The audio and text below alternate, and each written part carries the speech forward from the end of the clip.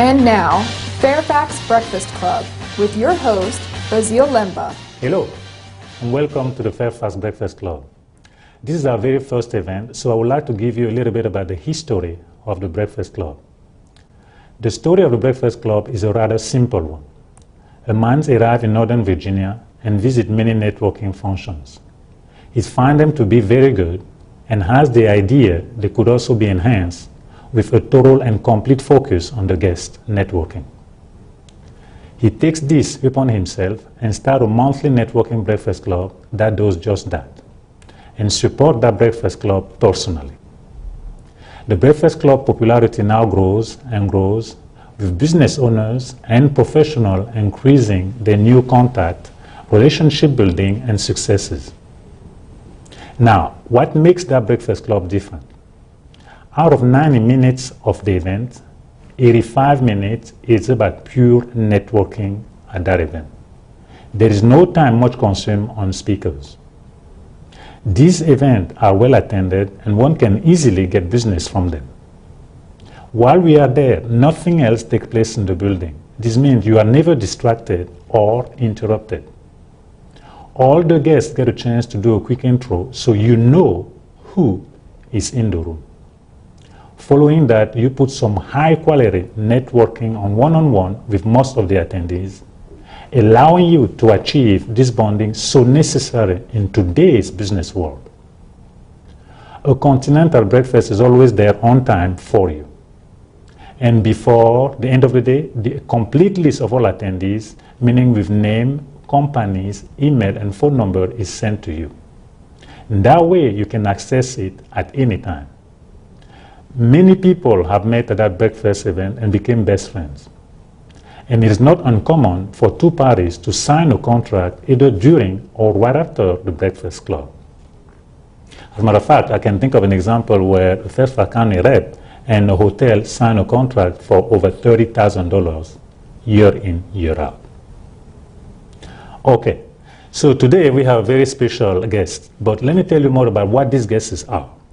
We're starting this series with, to explain it well and put it properly, Robert Kiyosaki, the author of Rich Dad and Poor Dad, said, "The rich look for and build networks, and the other people are looking for work." Now, from my viewpoint, you have another category that Robert does not mention, and these are the people who create a space for people to network with. So I would say these are above the rich. And this series will bring to you those people who create a space for others to network. With me here today, I'm happy to announce we have one of them. His name is Deep Chandra, and he is the founder of IT for DC. So Deep, why don't you tell us about IT for DC? Hi, and thank you, Basile, for this opportunity. My pleasure. IT for DC was started about 18 years ago. Mm-hmm. I started it as a direct result of my changing my jobs. Mm-hmm. And it came about because I was transitioning from being a program manager in mm-hmm. IT mm-hmm. into a more sales-oriented position. Gotcha. Not being very familiar with sales, I was not doing a very good job in that new role. Mm-hmm. And one evening was talking to a friend about my challenges in that new role, and he suggested that I might want to understand my colleagues a little bit more. Mm-hmm. Having worked with my new colleagues for 6 months, I thought that I did really know them. Mm-hmm. And when he asked pertinent questions around, are they married, do they have children, where did they get educated, what hobbies do they have, I realized that I really didn't know my colleagues or my partners mm-hmm. that well. I see.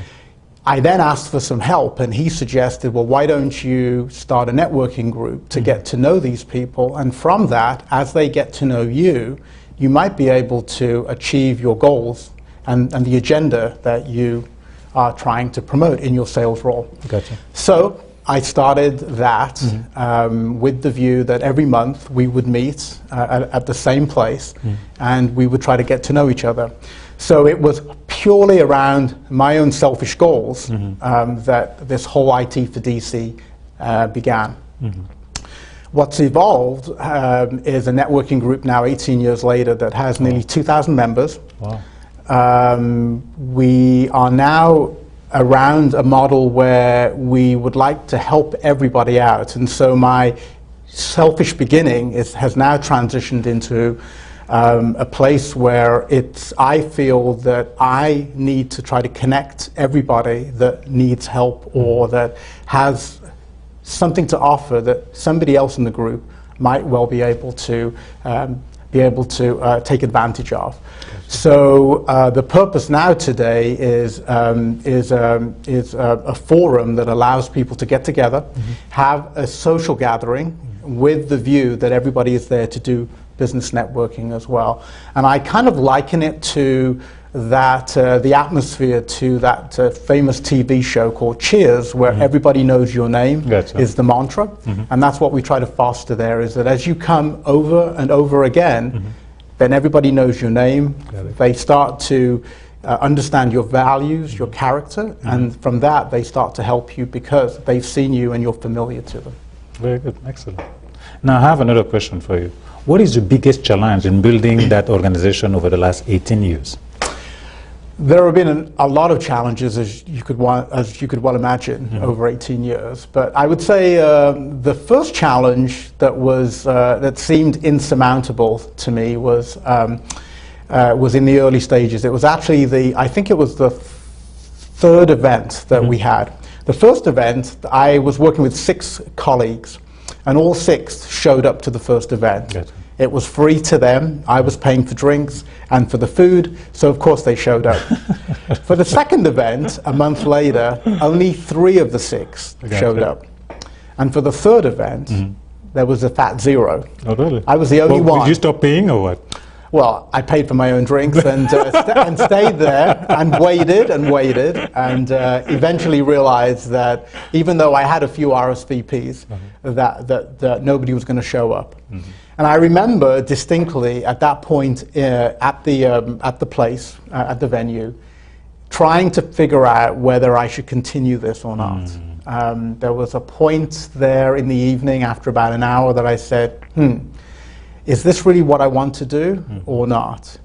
And I would say that the challenge there was, should I carry this on, or was this a great big waste of time? I remember talking to a friend about it, the same friend that had got me started, and it became more obvious to me that I needed to be determined and I needed to carry on doing this no matter what. And I decided to expand my circle and to include my partners and even some friends and some other folks. Again, not really understanding completely how that would help me with my particular goal of trying to sell more in the job that I was in. But I knew that if I had more and more people coming up, then it would be coming to the event, then it would be beneficial. Gotcha. So that was the number one challenge, which was making sure that I was determined to continue to do this. And so for the fourth one and for the fifth one and for the sixth one, I continued to put out the notice and the invite, and I continued to expand upon the group and trying to get more people to attend. I would say another challenge that I would see today is that I personally have no support in this group. There's no annual membership and there's no event fee. So I do all the work with respect to invitations, with organizing which venues we go to, with helping people who come to me who are asking how can I help them with their job search or with connecting them with another company and stuff like that. So the time consumption on my part is also now becoming a challenge and a headache. With 2,000 members, with events that normally we get in Tyson's Corner about 80 to 100, 120 people show up. In the Reston event we get between 35 and 55, maybe 60 people attending. You can imagine that each week with the reminders there is a constant 2, 3, 4, 5, maybe 6 hours per week where I have to dedicate to making sure that this group continues to function and continues to grow and continues to provide the quality that allows the members to to come to each event. So those would be two of the challenges. A possible third challenge is that there are a lot of members in the group that are on the list but don't necessarily always turn up or show up to the event. So from a quality networking perspective, some of these individuals would actually, I think, do a great job in the group and would be in a position to be able to add value, but trying to get them to come and attend is a very difficult part of the process. And then once they arrive, getting them engaged and willing to come back again and again and again. Gotcha. Okay. Very good. Well, congratulations for sticking with it and making it happen. Yes. Yeah. Well, it has grown and it has been successful. I think that's part of the adrenaline and the motivation when you see other people achieving success, and you're the instigator of that. You're the one, as you have pointed out about the Fairfax Breakfast Club, providing a forum and an environment where people can connect, and then you personally, as I do, listen, hear what people say, and then say, I know somebody else that might be able to benefit from that, and then you reach out and you try to make that connection, and sometimes it works, and when it works really well. That leads me actually to my second question, which is, what are then your biggest success in IT for DC? So some of the success that I would say is coming from a number of different things. Firstly, for my own personal success, I have, in the last 10 years, 4 of my last 5 jobs have all come from this networking group. Wow. So the fact that people understand and have seen me, understand my strengths and my weaknesses, and have allowed them to take stock of my character and my value, has allowed some of them to help me to then find me a job, or they've offered me jobs. And so I think that is, for me, the number one success from a personal basis. From the basis of other people, I think that I've seen people get jobs because of my networking groups. In other words, they have attended an event, and then people have then started to work with each other. They have helped other people to find jobs in their company, or they have participated in helping somebody get a job within their company, but not directly. In other words, they've what they've done is they've put a referral in and then helped them to actually then get through the process, or even circumvent some of the process and get their resume in front of the hiring manager. I've seen also that people have been able to do the ability of helping to connect with their jobs as well. In other words, try to find business for each other. Okay. Thank you. We'll be back right after this break. You spent years hard at work, building your skills and talents, raising your family. And lately, like me, you're probably feeling a need to help your community. You have the time to give, you have the capacity to care, you have the experience to contribute. And your country needs you, one of its greatest assets, Americans whose lifetime of knowledge and know-how will make the difference. So how can you impact the lives of others and change the future of our nation? Take what you learned in the workplace and apply those skills to your community. Shape tomorrow by being a mentor and tutor for children. Make independence a reality for people who need assistance and companionship to continue to make their house their home. Find an opportunity to use your skills and life experience. Make a difference today. Get involved.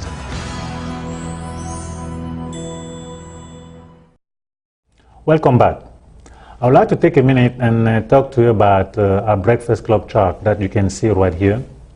It has different sections, and you can see at the bottom of the chart it says correct know-how, and the second part is meeting, where networking takes place, and you see relationship with bonding, income, solvency, and goals as a success. The goal of the Breakfast Club is to help people achieve their success. It's not about us, it's about their goal. How they go about it is definitely personal and varies from individual to another individual. But our job is to create a platform where they can get the knowledge, they can then use it in their meeting and networking, from there build the bonding they need in order to achieve solvency and income. So I just want to mention that that's what we're doing. And this section of the show over here is something we have been working on for a very long time, and I'm happy to see that it's coming to fruition. Now we're providing you with the correct know-how you can increase and use in your businesses.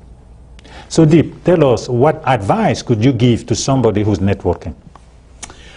Advice? Mm-hmm. Firstly, I would absolutely say to anybody in any industry that networking is an essential tool for everybody to have. You'd be very surprised, Basile, as to how many people still do not probably see the value of connecting, trying to build the right circles, for both professional as well as personal. You know, IT for DC, even though it has the letters IT, and it originally started as information technology, I now prefer to view it as whatever you want it to be. And I've got, out of my 2,000 members, about 60% are IT professionals, but the other 40% come from other disciplines and professions in life. I have musicians, I have authors, I have lawyers, I have architects, I have financial services and real estate agents. And the whole idea being is that it's a club that can help people in any aspect of one's professional, personal endeavors. So, as a piece of advice, I would say to anybody, you should have a commitment in your time to trying to network. True. And you should try to carve out whatever time is available to you.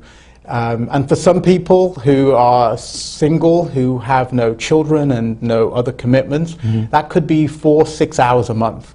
For somebody like myself who's married, have children, has a demanding job, it could be 2 hours a month. But you should have a certain amount of time. So that would be the first advice that I would suggest is have a commitment to doing networking. A second piece of advice is often people associate networking with I'm searching for a job. And that often is true because a lot of people come to my networking groups when they are searching for a job. Gotcha. But they don't come while they have a job, is that what you're trying to say? But I would suggest that when you find a job or you are in a job, that should not then negate the attitude that you should then stop and wait until that next situation arrives. Gotcha. I actually think it's important to continue to network while you are in a job, because you don't really know when that next situation is going to happen, whether it's forced upon you because of layoffs, whether it's forced upon you because of a bad economy like we're going through and have been, or whether it's because you are looking to to find another new job and to get into a much better environment for your talents and skills. So a second piece of advice is always continue to network even though you have a job, because you need to always be looking at that next adventure that's coming up, both professionally as well as personally. A third piece of advice that I would say to people who are committed to networking is trying to find the right networking groups is always hard to do. Here in the Washington, D.C. area, we have a ton of networking events. I mean, you could go to 2 or 3 networking events every night of the week for the entire year. That's right. There are lots of them in D.C., in Northern Virginia, in Maryland, and there are lots of types, some for IT, some for other professions. There are Chamber of Commerce's, et cetera, et cetera, et cetera. So I would suggest another thing to look for is try to find out what your goals are when it comes to networking. Since we all have a limited amount of time to be able to network with all the other commitments that we have, you need to know what it is you want to get out of a networking event. For me today, as an example, I obviously attend my own networking events, but I attend some others too. For my networking event, I always have the goal that I will be the consummate host, and I will at least attempt to connect 4 or 5 people at my networking event every time that I attend. Okay. Now, your goal coming to my networking event might well be that I intend to connect with 5 people and invite all 5 to your Fairfax Breakfast Club. It might be, for somebody else, that they want to connect with a large aerospace and defense company because of a business need that they have. But have a goal when you come to an event. There are so many people that attend a networking event that end up being sorely disappointed. And part of that, when I ask them, why were you disappointed at that networking event, they often don't know what their goals were. So therefore, if they don't know what they were trying to achieve, then how are they going to know that they achieved it? Another piece of advice would be is, the 4th one maybe is, once you are attending an event, prior to attending, and you've decided this is the event, have some questions in mind that you have already rehearsed that you can ask anybody and everybody. Like what? Well, as an example, as the premise to that is that networking isn't something that everybody feels comfortable doing. I know a lot of IT engineers must be tougher for the engineers to network. Are very uncomfortable with that. It's not something, they view networking as being something for salespeople or people who are slick or something like that. And engineers are not necessarily that way. An engineer's not slick, is that what you're saying? Well, they are very methodical, and they believe that things will happen in a certain way. And so going to a networking event when they're trying to find a job, let's say, means that it's awkward, it's tense, it could be something that they just don't feel at all comfortable with. Got it. And one of the ways to be able to feel a little bit more comfortable, I always suggest, is have 2 or 3 questions in mind when you go to the event. And here are some examples. Firstly, if you're coming, let's say, to the IT for DC event for the first time, hopefully somebody has done some research and they have gone to my IT for DC website and they've seen a little bit about the mission and the vision. They may see a picture of who I am as the founder of the event. And when they arrive, it's very easy for them, if they walk in, to be able to go up to somebody and ask, who is, or can you introduce me to Chandra? Because I understand he's the person that runs the event. That will engage in a conversation straight away. Okay, I follow. Okay, that's one. A second question that I think is important about an event is when you go up to somebody, and even if you have not had a chance to meet maybe the founder, you can ask anybody there, how did you hear about this event? And have you been coming for a while? Listen to the answers. If they say, well, this is my first time here, oh, well, it's my first time too. And now you've got something that's common that can help to start a conversation. Well, why did you come here? Well, I heard about it because of, and you can ask the same question and they can ask it of you and you can start that dialogue. Gotcha. If in fact somebody says that they have been coming here for a year or so, then you can say to them, and obviously if you've been coming for a year, you must enjoy it. Why do you enjoy coming here for a year? And then have them explain that to you. And then you can say, well, this is my first time, and you can start going into that. I think if you have 2 or 3 questions that you've already rehearsed in your mind, and you do a lot of listening, you can then engage yourself into a conversation, and you can start to talk to almost anybody at the group, starting off that way. Gotcha. Okay, that makes sense. That's definitely good advice. I can tell that you have been doing it for 18 years. and I used to be more of one of those IT engineer kind of geeks, because I was a programmer and an analyst that never thought that networking was that important. So I've transitioned from that.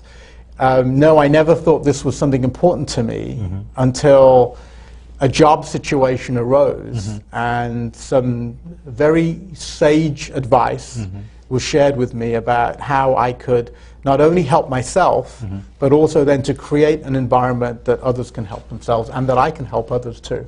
Very good. We have about 1 minute, a little bit above 1 minute. I know, I saw now you heavily on Facebook. Tell us about that in about 30 seconds. Yes, so social media, LinkedIn, Facebook, Twitter, these are all now the vehicles, or some of the vehicles, and some of the forums that we need to embrace in order to still continue to get the word out. So rather than staying in the dark ages of making phone calls and emails and using just using your own website, I think in order to attract new blood, younger blood that comes to your events, you have to tap into this huge big wave of the social media aspect, and it's very important to be multidimensional and to have your communications go out in a multitude of ways. Very good. Well, I thank you very much for coming. It's definitely a pleasure having you and sharing that information with us over here today. And I wish you very well on your endeavor. And definitely, I must say that I attend his event. They are very good. I love them. One of my favorite events, and whenever I can stop by, I always do. I appreciate you coming, and thank you again for the opportunity. Thank you very much for coming. And you else, I want to thank you for tuning in, and I also want to wish you a very, very productive day. Thanks again.